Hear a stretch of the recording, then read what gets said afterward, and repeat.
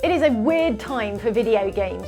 Thanks to all the free-to-play games and microtransactions, it is now simultaneously the cheapest and most expensive time to be a fan, which is how I've managed to spend £3 on a free iPhone game where you furnish houses. But it turns out that my wallet got off lightly because there are games out there so expensive they make that look like the sort of pocket change you'd find down the back of a powder blue Kathy Kuo sectional sofa. Sorry, got distracted there. Here are 7 games that are ridiculously expensive for you to bear in mind if and when you win the lottery.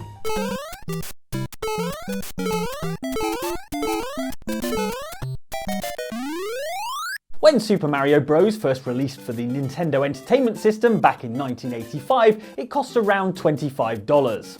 Here we are 34 years later, and a copy of that game has just sold at auction for $100,000, which is ridiculous, because Mario Odyssey only cost $60 and is at least twice as good.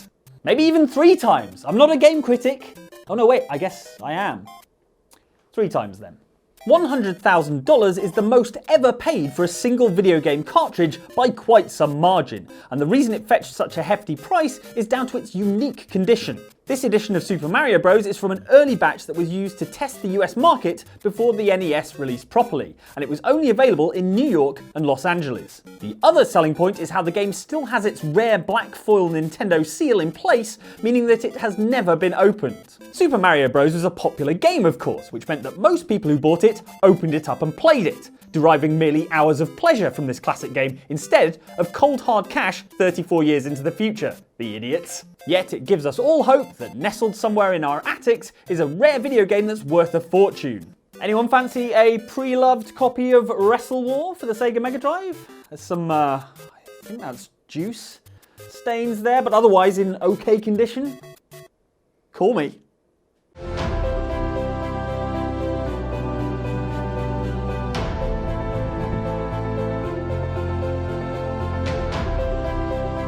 At first glance, Train Simulator 2019 doesn't seem like an expensive game, unless you count the social cost of being judged for playing a game called Train Simulator 2019. I saw the Steam notifications. You were on it all last night. I was checking something. Also, how else are those commuters going to get the 8.53 to Bristol Temple Meads?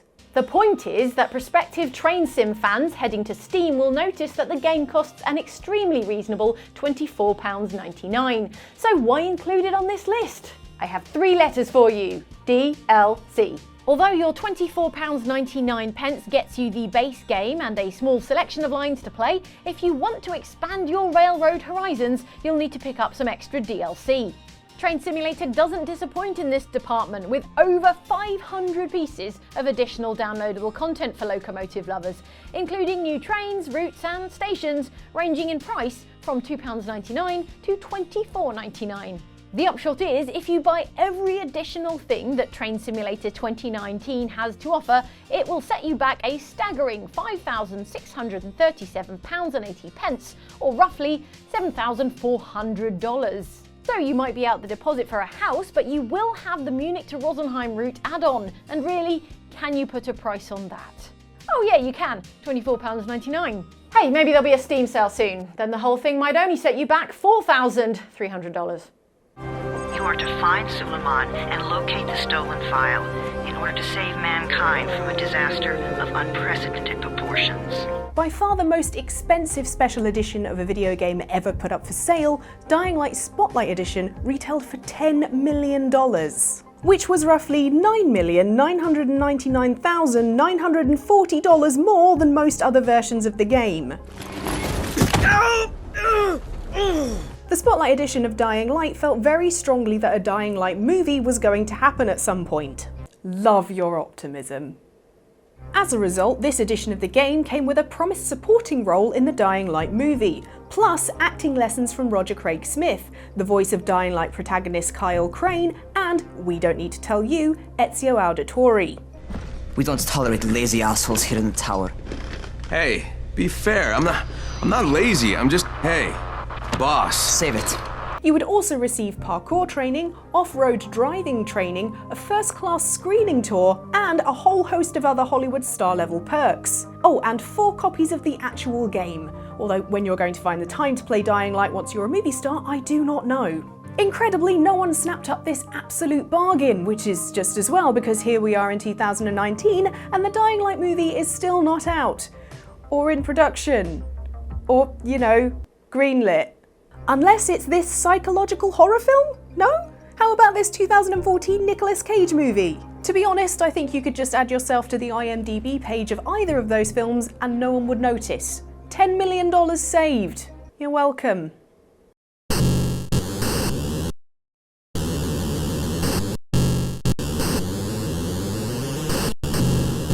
The experts say scarcity creates demand, and yet my one-of-a-kind macaroni self-portrait continues to go unsold on Etsy. Nice one, the experts. They were, however, somewhat right in the case of the rarest and most mysterious Atari 2600 game ever made, a game by the name of Gamma Attack. Yes, you're looking at it right now, and no, the Atari wasn't suffering a catastrophic electrical failure at the time. This is what games really looked like and sounded like. It was a different time. A different, worse time.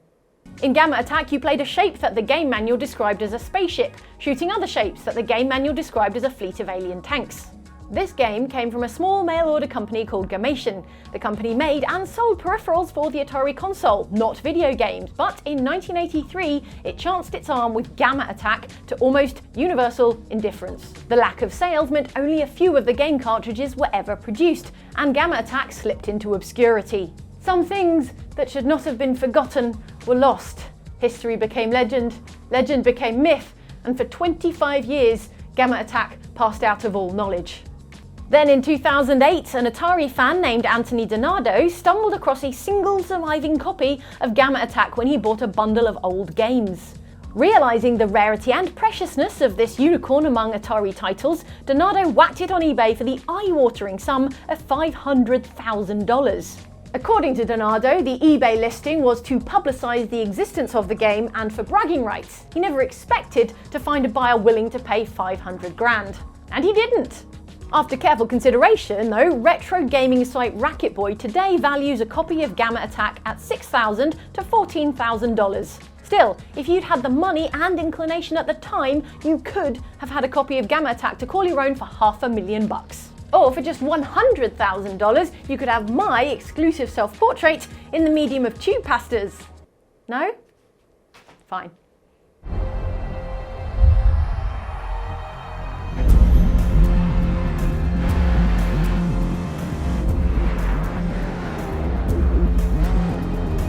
Question: what's one way to drum up interest in the mediocre sequel to an excellent driving game? Answer: a one-off, massively expensive collector's edition. Grid 2 Mono Edition, as it was called, was originally only supposed to be available in the UK, presumably because in America, mono is what they call glandular fever, a disease commonly transmitted by kissing. Imagine the potential confusion when the delivery guy shows up.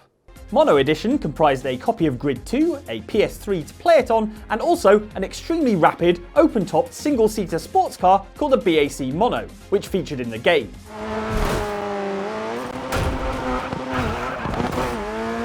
The BAC Mono is the sort of car that costs an arm and a leg, and that's fine because you probably wouldn't fit in the cockpit with the usual number of arms and legs anyway.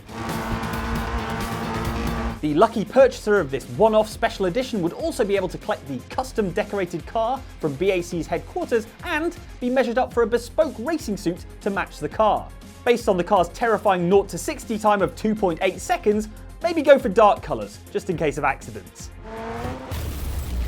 Now, I know what you're thinking, this is just a jokey publicity stunt designed to grab a few headlines rather than a serious offer, but they actually sold this thing. And what's more, they sold it to deadmau5. Yes, that deadmau5. Pretty sure that thing isn't rated as a crash helmet, my dude. Allow me to retort. Hey Doris, we still playing tennis later? $1 million is a lot of money, unless you're the Queen or own Starbucks. With $1 million, you could buy a McLaren Senna, or a one-bed apartment in New York, or a copy of Saints Row 4. No, hear me out. The Saints Row 4 Super Dangerous WOD edition was a special edition of 2013's Saints Row 4. Super Dangerous WOD edition was an ultra deluxe edition of that game that was more extra than guacamole on your burrito. In addition to the game itself, it came with a whole laundry list of swanky stuff and services that would, presumably, simulate the experience of being the superpowered, former gang leader president of the United States protagonist of Saints Row 4. You're more fun as a gang leader. The package included a spaceflight experience, a hostage rescue experience, spy training, plastic surgery, clothes, hotel stays, and a Toyota Prius. Plus a Lamborghini Gallardo. You know, for the weekends. The most on-brand Saints Row item in the Super Dangerous Wad edition was a full-size replica dubstep gun, which, since it was billed as full-size replica, we must sadly conclude did not fire actual mind control rays.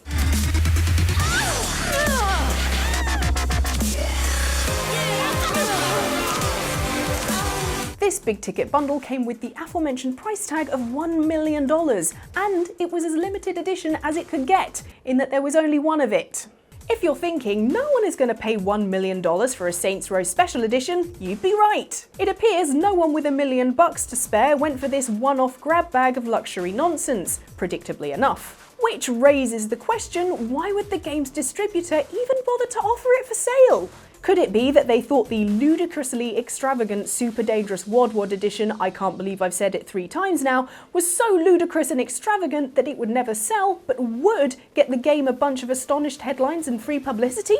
Probably. I mean, I'm talking about it right now. I see what you did there, Saints Row. Well played. We must destroy the Death Star before it gets to the range. Launch all fighters. Arcade hardware always costs more than your average video game, not least because you have to pay 2 burly people to lift it into the building. Plus, these things are priced assuming that you're going to put them in a public place where punters are going to fill them with money, such that this thing will pay for itself in approximately 15 to 20 years, depending on market trends. That's why the Star Wars Battle Pod, with its 180-degree wraparound screen, wind machine fans, and the fact that it's mother-flipping Star Wars, originally retailed for a tasty $35,000. To be fair, it is a pretty great arcade game. We played it 4 years ago, and we hadn't felt that much like Han Solo since our ill-advised fashion phase of jodhpurs and thigh-high boots. Oh my god. Why do you think we film these videos from the waist up? I'm wearing jorts right now. Not content with a price to match that of a reasonably spec'd BMW car, developer Namco Bandai and Lucasfilm came up with 2 premium versions of the cabinet. One was modelled after the cockpit of Darth Vader's TIE fighter, and the other was a giant Rebel pilot helmet. But wait, there's more! You got real leather seats, special carpeting just like the one we assume Vader insists on in his TIE fighter, and a specially bound operator's manual. And all for the low, low price of £100,000. And there was everyone freaking out about loot crates in Star Wars Battlefront 2.